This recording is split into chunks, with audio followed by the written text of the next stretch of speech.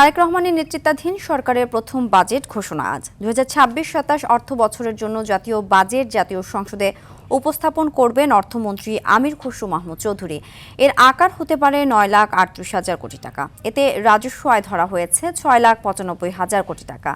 GDP প্রবৃদ্ধির লক্ষ্য 6.5%। মূল্যস্ফীতি ধরা হয়েছে 7.5%। এনবিআরের মাধ্যমে এবার মূল্য সংযোজন কর থেকে 2,28,915 কোটি টাকার রাজস্ব আহরণের লক্ষ্য নির্ধারণ করা হয়েছে। দ্বিতীয় বৃহত্তম উৎস হিসাবে আয়কর, মুনাফা ও মূলধনী মুনাফার উপর কর থেকে 2,19,835 কোটি টাকা আদায়ের লক্ষ্য ধরা হয়েছে। এবারের বাজেটে থাকছে প্রায় 2.5 লাখ কোটি টাকার ঘাটতির চ্যালেঞ্জ। তাই বিনিয়োগ বাড়িয়ে অর্থনৈতিক পুনরুদ্ধারের লক্ষ্য সরকারের।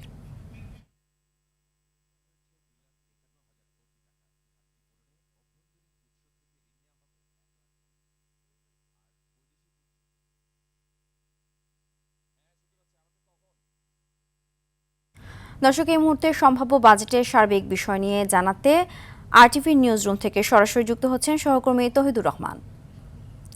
তৌহিদ, আজ পেশ হতে যাওয়া বাজেটের বিষয়ে আপনার কাছে কি তথ্য আছে জানাবেন?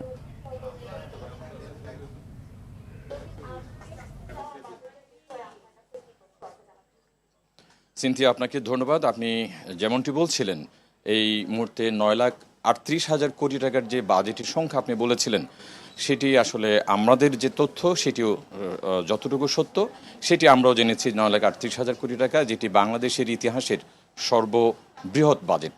আপনি জানেন, গত 3-4 বছর ধরে অর্থনীতির যে একটা কঠিন সময় যাচ্ছিল, সেটিকে ওভারকাম করতে এবং মানুষের যে মূল্যস্ফীতির লাগাম টেনে ধরতে অর্থমন্ত্রী সাম্প্রতিক সময়ে অনেকগুলো আশ্বাসের কথা শুনিয়েছিলেন। আমাদের জানা মতে যে সর্বশেষ বাজেট নিয়ে যে তথ্য জেনেছি, সেখানেও সেটির কিছুটা সত্যতা আমরা পেয়েছি। তিনি মূল্যস্ফীতির যে লাগাম টেনে ধরার জন্য নিত্য পণ্যের যে দাম সেটি নিয়ন্ত্রণ করতে চান। এই জন্য অন্তত 60টি নিত্য পণ্যের উপর উৎসে কর তিনি প্রত্যাহার করার ঘোষণা দিচ্ছেন বলে আমরা জেনেছি।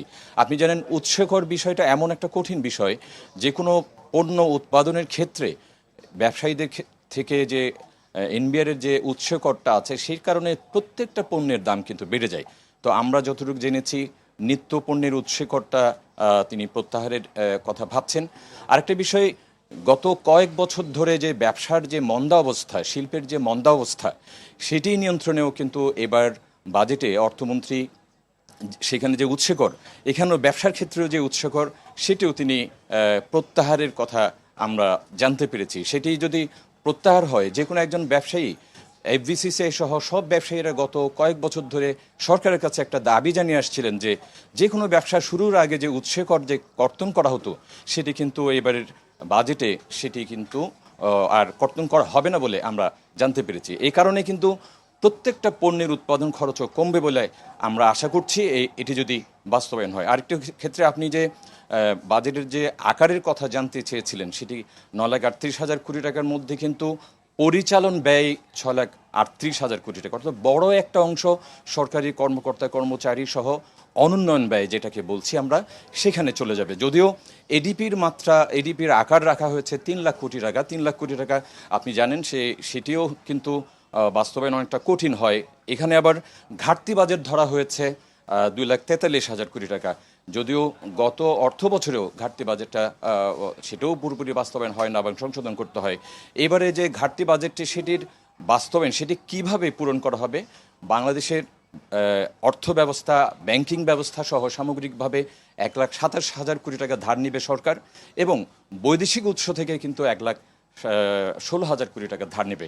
সব মিলিয়ে এবারের বাজেটটি বিএনপি সরকারের যে প্রথম বাজেট, অর্থাৎ গণতান্ত্রিক এই সরকারের প্রথম বাজেট, সেই হিসেবে যেমন একটা চ্যালেঞ্জ আছে, দারুণ একটা সম্ভাবনাও আছে বলে মনে করছেন সংশ্লিষ্টরা। সব মিলে আমরা আশা করব এই বাজেটের মাধ্যমে অর্থনীতির যে মন্থর গতি, সেটি যেমন বিশেষ একটা স্পিড পাবে, এবং মূল্যস্ফীতির যে উচ্চ মূল্যস্ফীতির যে লাগাম, সেটি ধরে আমাদের সাধারণ মানুষরাও শান্তিতে বসবাস করতে পারবে বলে আমরা আশা করছি। তো সিনথিয়া, এই আমার কাছে যে তথ্য ছিল, আরও হয়তো তথ্য আছে, সময় হলে আরও হয়তো আমরা জানাতে পারবো আর টিভির দর্শক থেকে। এই ছিল আমার কাছে সর্বশেষ তথ্য। সিনথিয়া। তৌহিদ, আপনাকে ধন্যবাদ।